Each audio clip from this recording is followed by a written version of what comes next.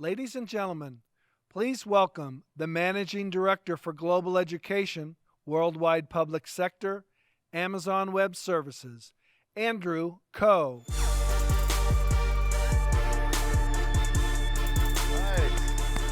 Good morning, everyone. How's everyone doing? Did you guys have a good day one yesterday? Do you guys remember the one thing I asked you all to do, or the two things that I asked you all to do? Okay. We still got half a day more. Well, yesterday, I hope you had an opportunity to hear from a lot of our customers and our partners to really understand some of their journeys. And again, this is an incredible journey, but it's also not sometimes the easiest of journeys. But now, with the cohort that we have and all the individuals and the experiences that we have in the room, we hope that you've actually picked up a few things so that can help you along your journey as well. Now, today, I want to really start off by saying that I want us to make sure that you provide us customer feedback, and I'm going to remind you before I close out the morning session. And so in your app, on your phone, if you've downloaded the app, make sure that you do give us that feedback. We are very obsessed with our customer feedback, and that's a core part of it, so that next year we can even do this even better. So we always want to up and raise the bar for us, but more importantly for you as well. So please ensure that you complete any feedback, and I'm going to remind you as we close off as well. Now, speaking of leadership principles, we actually really live and breathe and really even speak in those leadership principles. They're not just rhetoric out there. And that was one of the really impressive cultures that I found about Amazon Web Services and Amazon overall. Today, I would say what's going to be extremely important on this next session and my next set of guests is we have a closing note from three incredible speakers with incredible different backgrounds, but yet all of them have incredible stories that I believe it's more inspirational. Why I bring up the leadership principles is not too long ago, our CEO, Andy Jassy, was asked if there was one more leadership principle that had to be included for Amazon, what would that be? And he thought about it, and he said that we, as a company and as every individual, a part of that company, are missionaries, not mercenaries. And for that, why that is so important, and I want to introduce our guest, is that it's about the impact that we are making. It's not always about just the cost or just the optimization and all the great things. It's what and who are we really improving as a result of all those benefits of those technologies. And so with that, and without any further delay, I am extremely delighted and excited to introduce our first important and illustrious guest, Vice Chancellor and President of the University of East London, Miss Amanda Broderick. So please give us an incredible round of applause. Thank you.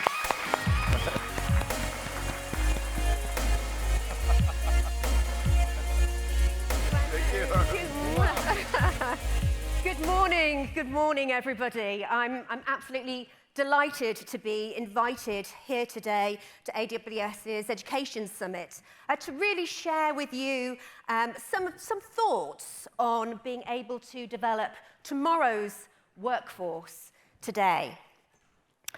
In a global knowledge economy, not only is knowledge increasingly valuable, but also the speed of the obsolescence of that knowledge is also increasing. One could even argue outstripping the value of that knowledge.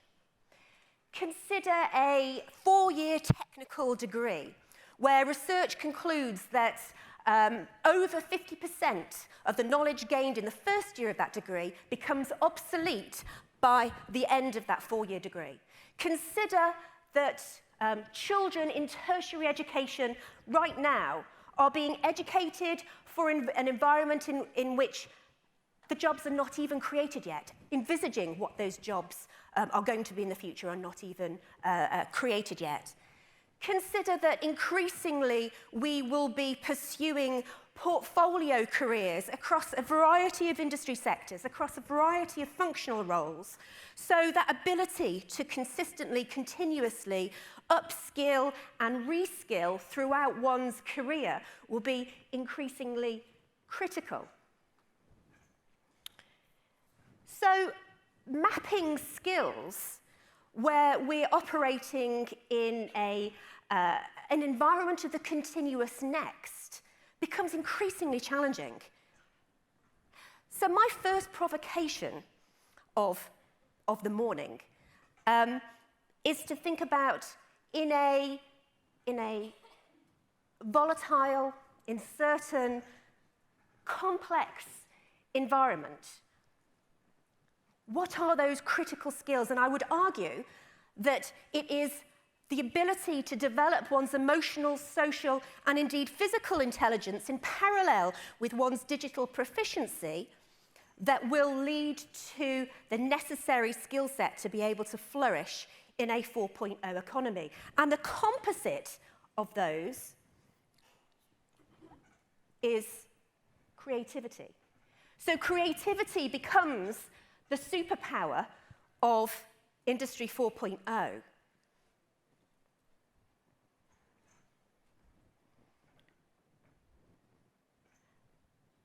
It becomes a competitive advantage, not only for the organizations one is working for or with in terms of the ability to think about new opportunities and new horizons, new possibilities, but also for one personally when one considers an increasing level of automation in the future. So it becomes one's own competitive advantage as well.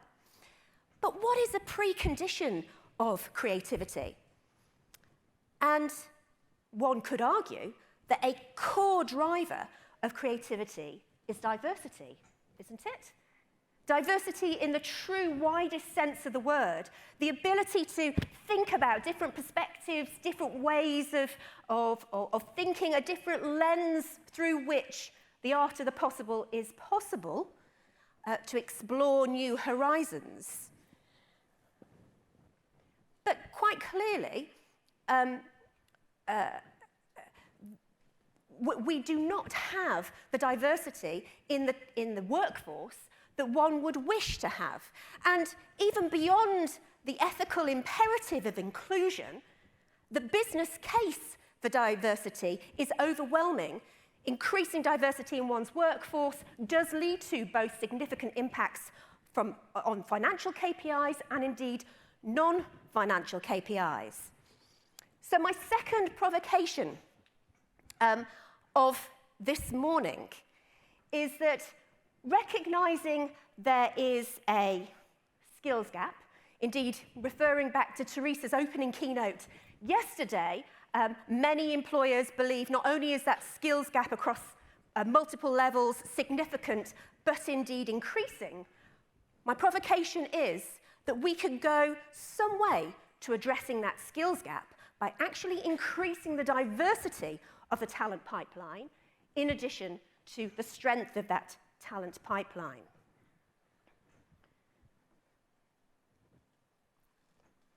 Let's consider that careers journey from a young person who's not even thought about how they're going to flourish in their life and think about the possibility of different roles in the future, all the way through to getting that first or indeed successive job role and their first step on that career ladder. And if we think of that career journey as a collaboration or a partnership between the learner, the talent, the future talent, the educator, and the employer, what are our individual and collective roles at each stage of that employment journey? Let's just think for a moment what we mean by diversity, because I'm really not just thinking about it from a gender perspective or from one's ethnic background, but that whole raft of diverse talent that one could think about, and a diverse set of perspectives. Because at each stage of that career journey, there will be a different set of both challenges and opportunities that may be brought to bear. And for each of those areas of diversity, that might look different. How we go about solving that or being able to address that may be quite different. Let me take, for example, socioeconomic status. So those individuals that are first in family to go to universities, will they have the same social networks, knowing the right people, getting that unpaid internship because would they be able to afford to take that, being able to travel to the interviews, having the right clothes to work in that interview? They're all significant challenges that we need to think about if our objective is accessing the best talent going forward. Just a couple of examples. Telefonica quite recently introduced in their pre-selection interview stage the removal of the university name from any CVs.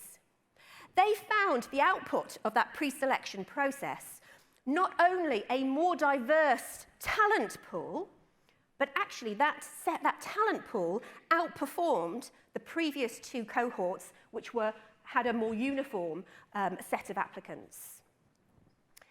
Let's take a different challenge. Amazon themselves, in an earlier iteration of the use of AI, again in pre-selection, found that because of the population of the keywords in the algorithm, actually it ended up by having a more uniform, less diverse outcome, and they had to really roll back and challenge some of the human either unconscious bias or assumptions of past performance influencing future performance. So this is why I'm absolutely delighted that the University of East London is working in collaboration with Amazon Web Services, that Amazon Web Services are absolutely committed to work in addressing these challenges through that employment journey in partnership. And that we're taking this partnership connected approach to addressing those challenges together. And that values alignment, I hope, gives confidence that we're really able collectively, and working together in the room as a whole in collaboration, collectively make a positive and significant difference in the world and to the future of our talent. And let's just take some examples of what that partnership is and could look like at each of those stages. So at that integrated outreach area, it's making sure that we're able to have scalable, inclusive careers auditing and career support, that inclusive be the next case studies, that the career support of machine learning informed signposting, and connected, inclusive careers, networks and communities to support at that inspirational and inspiring career stage. At the developing professional fitness and mental wealth, actually embedding into the curriculum across all disciplinary areas, not just in the computing science area, but across the entire portfolio, that we're developing the competencies and skills and embedding those in collaboration, in partnership with industry, to be able to prepare our graduates, our learners, with that creativity that becomes one's competitive advantage for the future. And the career passport, the ability to have a scalable digital repository of one's competency portfolio that is validated, that has industry-recognized badging, and most importantly, most critically, that leading employers sign up to are actually transforming their own recruitment processes to be able to access and support this more diverse talent pool, which is evidence-based, to have a greater return on their investment. So I've given two provocations this morning, and I'd like to leave you with the hope that by working together, we can address not only the strength, but also the diversity of our talent pipeline together. And I would ask that you take out or think about one practical example that you could go back into your own organizations and make a difference in accessing a more diverse talent pipeline, which can have such positive impacts not only on the individuals, but indeed on the organization. And with that concluding thought, I'd like to thank you for your time. Thank you.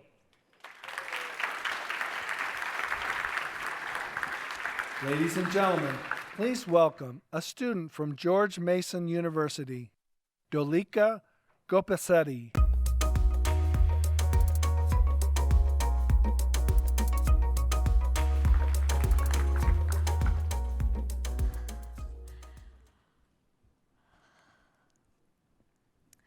Thank you all so much for being here. Before I begin, I would like to fulfill one promise. I promised my mom and dad that I would say hi all the way from Seattle to Richmond, Virginia. So, hi, Mom and Dad, love you both. I'm so excited to be here, and I hope that I'll be able to inspire you all, and I hope that you'll be able to take a few things home. I'm not here to give you a lecture on cloud, but I'm here to share my journey and my experiences. I came to this country with my parents when I was 7 years old, with one suitcase and no money. My father was the one who introduced me to technology when I was 8 years old.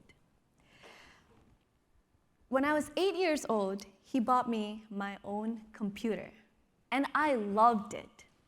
This was when I first started learning how to code. I executed my first web application when I was just 11 years old. Then I got into the world's competitive curriculum called the International Baccalaureate Program when I was 13 years old, and I completed that program when I was 17 years old. When I started my undergraduate program at George Mason University in Fairfax, Virginia, I got my very first laptop. This was when I was coding left and right. I got introduced to AWS. While researching about the cloud, there was something that really struck to me. That is, you can start a business with just a computer and an internet connection. I have this entrepreneurial spirit inside of me where I like to build and to create. When I decided that I want to become an engineer, I wanted to accomplish it without any limits. They say the sky has no limits for a reason, right? Well, the cloud is limitless. This concept was so empowering to me. I wanted to build and to move forward without any limits. So at the age of 20, I became the youngest AWS certified solutions architects in the country.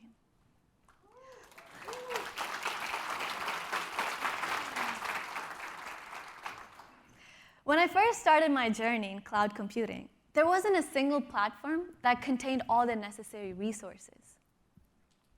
I can confidently say that I browsed through over hundreds of blogs and articles and websites before I started my actual journey in cloud. When I found AWS Educate, I dove right into it. This, along with documentations, white papers, helped me get to where I am today. And that's one of the reasons why cloud is so important to me. It's the opportunity. It completely changed my career's trajectory. It's also one of the reasons why I mentor and teach young children about cloud and how to code. I especially love working with little girls because they have such rich creativity.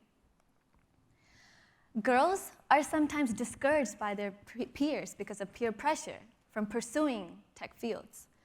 That is why I chose to empower girls by setting an example. Even at my university, I'm surrounded by boys. Well, some men in my IT classes.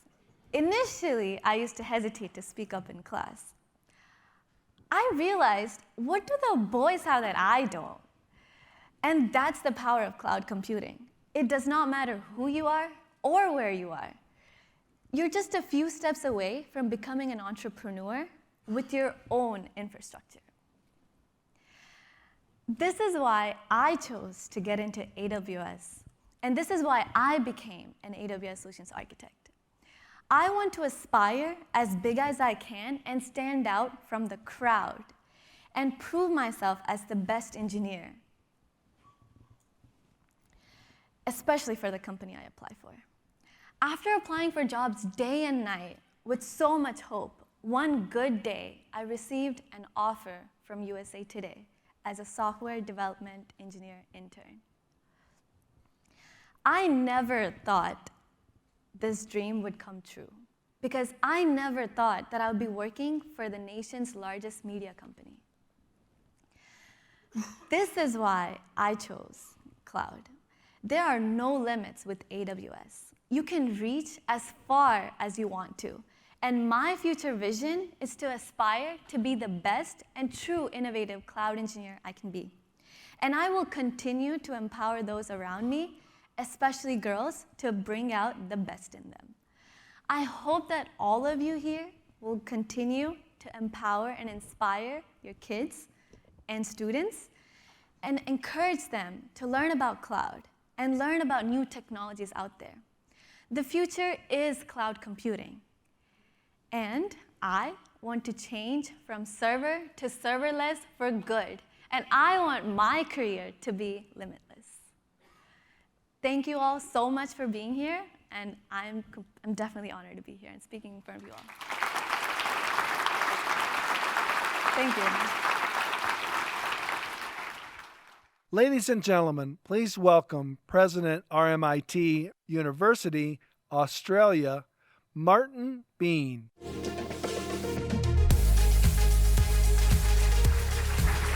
Morning, everybody. Lovely to see you. Now, I know you're already disappointed because you saw Mr. Bean in the program, and I'm not exactly Rowan Atkinson, but I will do legitimate autographs afterwards because I am Mr. Bean as well. So if you want to see me later, you can take that trinket home. Wasn't Dalika fantastic? Let's give her another round of applause. Awesome! As the dad of 3 daughters, I only hope one day she would like to say hello to me across a nation as large as the United States. In any of them. All 3 would be good, but I'll take one. So I'm sure they are very, very proud of you, Dalika. So what am I going to talk about today? The disrupted university. Because that's what I see the role of a college president being now. How do you go about disrupting the institution that you're lucky enough to inherit and leave it fit for purpose for the next 132 years, which is the age of my university? And I wanted to start off a little bit about the challenge there, because it's really hard to predict the future. Or is it? Meet George Jetson, do. You won't get it out of your head now for the people that are old enough to remember the Jetsons. 1962, a cartoon series is launched in the United States about a utopic future family. Many of the people in the room will know it. If you don't, kind of come along for the ride with me anyway. They predicted the smartwatch in 1962.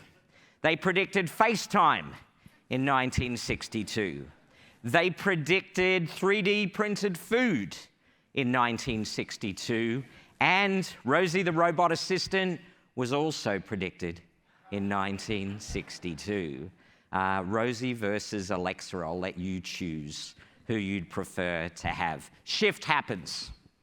That's the reality. It's always happened. Shift happens. I stood on the F. Shift happens. But one of the things I want you to think about is that the future is not far away.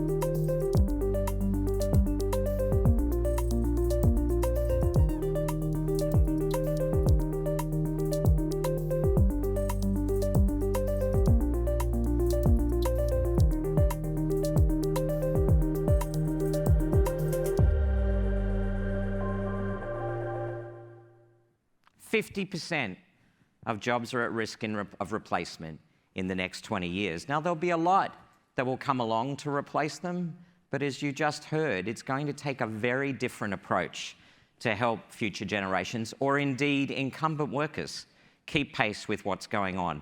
One job in 1900 was the prediction. In 1900, your career goal was to have one job. Today, the people going through my university will have 15 lifetime careers throughout their time in the workplace, not jobs, but careers.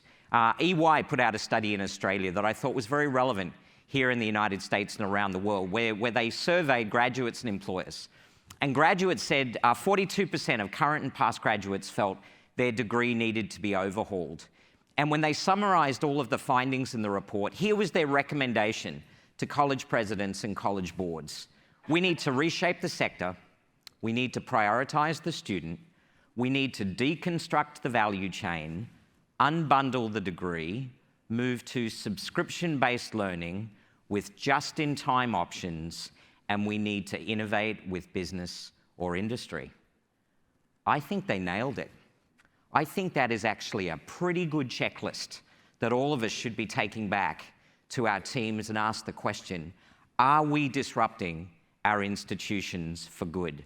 Because if we don't, ladies and gentlemen, here's what happens. Look at some of these brands on this screen. Brands that when I lived in the United States for my 15 years here were just household brands that I interacted with almost on a daily basis. Because this was the old system. I am so glad to almost be a baby boomer because this was my system and I love it.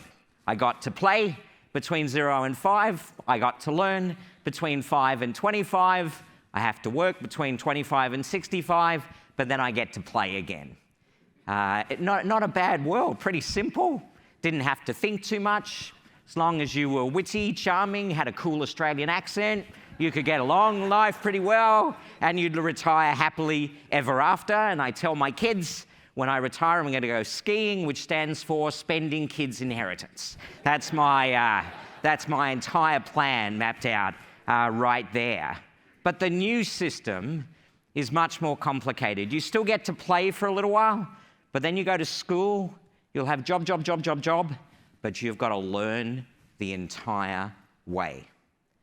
In the 90s, when I started in tech ed, we talk about lifelong learning, but we really did it as a way to sell more product. Today, it's a reality that if you stand still for more than 2 to 3 years, those semi-perishable skills will evaporate beneath you and you'll be stranded. Which means that universities now need to think about an entirely new way of going about it. And at the core of it is to stop thinking about learning as credits and start thinking about knowledge as a currency. The old knowledge currency looked like this. I have them hanging on my wall. They make my mum very happy. But they're not that useful to me in the labor market. The new currency is a knowledge portfolio that starts with you from the day you're almost born, lives with you for life, and you will only be as good as your ability to represent the whole you, including your university transcript, but everything that makes the whole you, that is increasingly, as we heard from Amanda, what employers are looking for when they make their hiring decisions to allow you to achieve your aspirations. And if you don't think it's happening, just look at these numbers. Just look at these alternative providers and the number of students that they're helping achieve their aspirations on the global stage. And this is what I think we have to do. This is the disrupted university. We have to think about ourselves unbundling to deliver micro-credentials, meso-credentials, and of course macro-credentials. Of course degrees are not going away, and we need to be able to deliver them from skills to PhD, but then we need to realize that our job doesn't stop there. We have to now move from thinking that we help 18 to 25-year-olds to thinking we help 16 to 75-year-olds, and we're going to be with them every step of the way, and we need to give them pathways of recognition in that entire virtuous circle. That is the disrupted university. And we've done it in 2 years. We launched a series of micro-credentials for our undergraduate students. I have about 80,000 undergraduate students, and we launched micro-credentials, complete with digital badges. They're written to their formal transcript.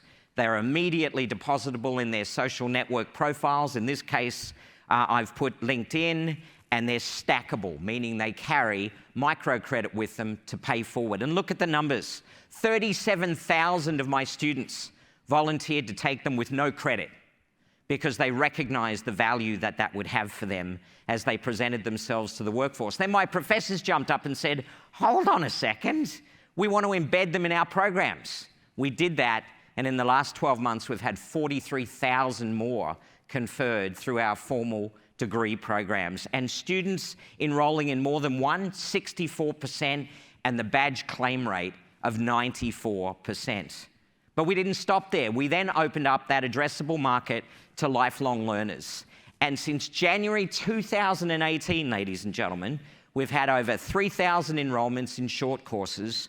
We've launched 26 courses to market, 50 partnerships with leading technology organizations. And for those of you interested in student recruitment, the average weekly sessions on RMIT online marketing site are up from 32,000 per week versus 4,000 a year before.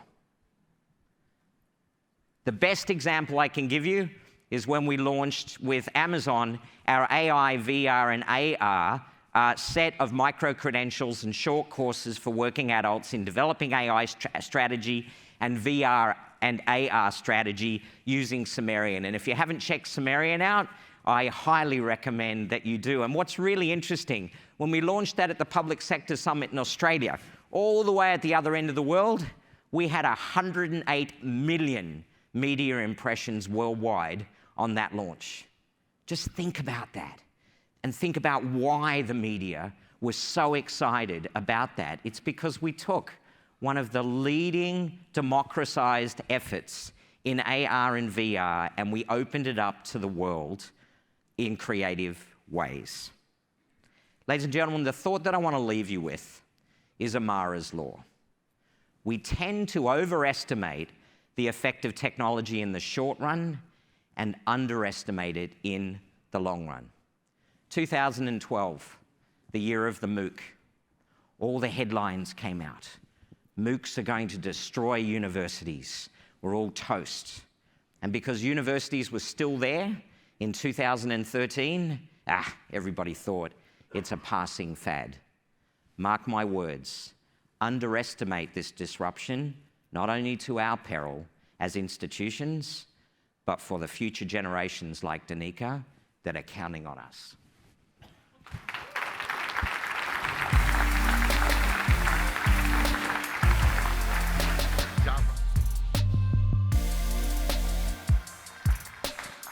Wow. What did you all think?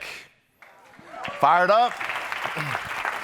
Thank you very much for all three of our speakers. Again, they all come from different backgrounds, different missions, but also I think we all can relate to every single one of them, regardless of where you're from. And so that is the power of what we're really trying to do at the end of the day, the mission of education. And there's so many of their stories. And so we also want to hear your stories at some point in time. So then, again, give us those feedback and we can definitely move forward. So with that, I'll say, got a lot of good comments on this slide, the I will. And I really want to emphasize that.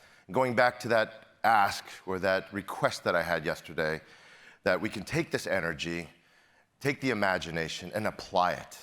And the last thing I want to say is, this journey is not just yours and your burden, it is a we. And going back to that village, and it's not the we with AWS, but we with these collective individuals that you're sitting alongside with who are on that journey or about to begin that journey as well. So with that, I'll say that there's several other sessions today, and I encourage you to please attend. There's some incredible, incredible topics there. And so I appreciate all of you from traveling so far, representing all those 43 countries. We'll try to get at least 44 next year.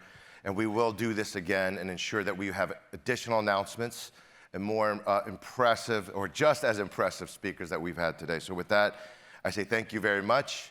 Look out for the survey again, and I appreciate all your time and attendance. Thank you very much.